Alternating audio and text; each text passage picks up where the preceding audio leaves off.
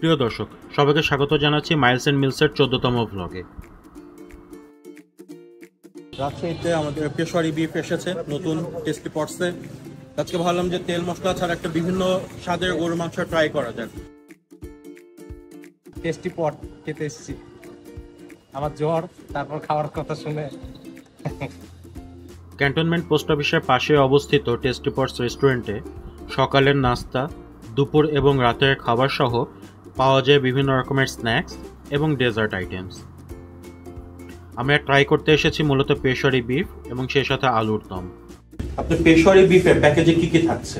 কি থাকছে? লুচি থাকতেছে, 4 পিস লুচি ছোট সাইজ, আর হচ্ছে 2 পিস মাংস, 1 পিস আলু, রসুন। এই রেস্টুরেন্টের মূল বিশেষত্ব হচ্ছে এখানে ঘরোয়া পরিবেশে সব রান্না হয় এবং মালিক আপু তিনি নিজ হাতে সকল রান্না করে থাকেন। পেশোয়ারি বিফটা মূলত মশলা ছাড়া বলা যাবে না, সামান্য কিছু মশলা যায়, কিন্তু পুরো মশলাই গোটা মশলা দিয়ে, কোনো বাটা মশলার মধ্যে যায় না এবং কোনো তেল ইউজ হয় না। সামান্য ঘি ইউজ করা যেতে পারে ফ্লেভারের জন্য। এছাড়া চর্বি এবং গরুর যে পায়া, সেটাই মূলত তেল হিসেবে ইউজ হয় এই রান্নাতে।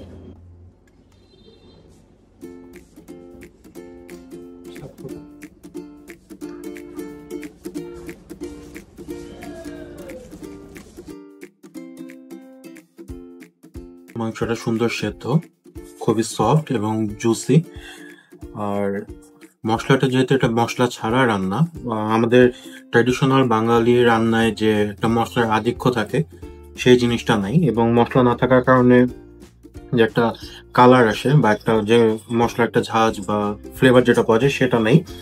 এটা ডিফারেন্ট, তবে খাবারটা মজার। ওভারঅল রান্না বেশ ভালো।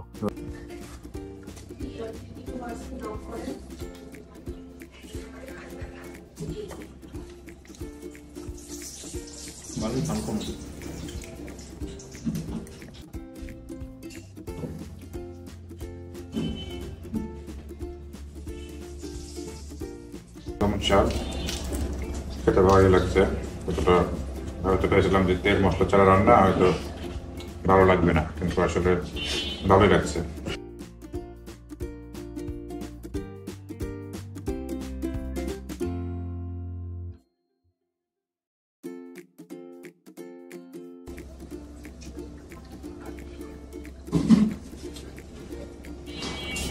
ভালো, আলুর দম যেমন নয় ভালো। মজাদার আলুর দম এবং পেশোয়ারি বিফ খাওয়া শেষে এবার কিছু স্পেশাল আইটেম এবং ডেজার্ট ট্রাই করার পালা। আচ্ছা, এখানকার একটা নতুন আইটেম চিকেন বাও।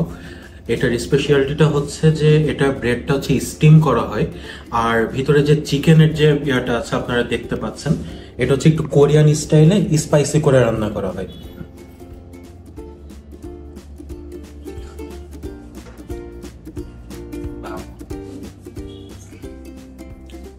চিকেনটা মজার এবং ব্রেডটা স্টিম করার জন্য একটু ডিফারেন্ট একটা টেস্ট আসে।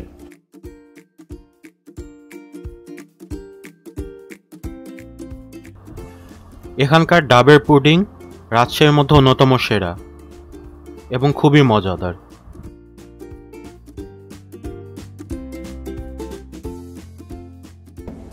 পুডিংটা মিল্ক পুডিং, স্বাদটা বেশ ভালো। আর একদম যে অনেকে আছে যে একটু বেশি সুগারে যাদের সমস্যা, সেরকম মোটেও না। সুগারটা পরিমিত পরিমাণে এবং স্বাদে বেশ ভালো, সুস্বাদু। এটা হচ্ছে দুধের ক্ষীর, একটা হোমমেড ফুড। এটা আসলে খাইলে বোঝা যায় যে আসলে মানে বাসায় আমরা যেরকম আমাদের মা বা নানির হাতের ক্ষীর খেয়েছিলাম, ওই টেস্টটা অনেকদিন পর পাওয়া যাচ্ছে।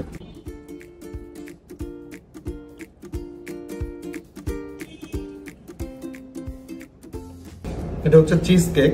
চিজ কেক আমার খুবই ফেভারিট একটা আইটেম, আমি এটা সবসময় খাই। এটা বেশ ভালো লাগছে। আর এখানে খাওয়ার পরে যেটা আসলে ফিল হলো যে প্রত্যেকটা খাবারে একদম বাসার রান্নার একটা ফিল আছে, মানে মনে হয় না যে বাসার বাইরে কোথাও খাচ্ছে। এটা সবচেয়ে ভালো। খুব শীঘ্রই দেখা হচ্ছে পরবর্তী ভ্লগে। ততক্ষণ পর্যন্ত আমাদের সাথেই থাকুন। আমাদের পেজটি এখনো ফলো করে না থাকলে ফলো করে দিন, ভিডিওটিতে একটি লাইক দিন এবং সকলের সাথে শেয়ার করুন।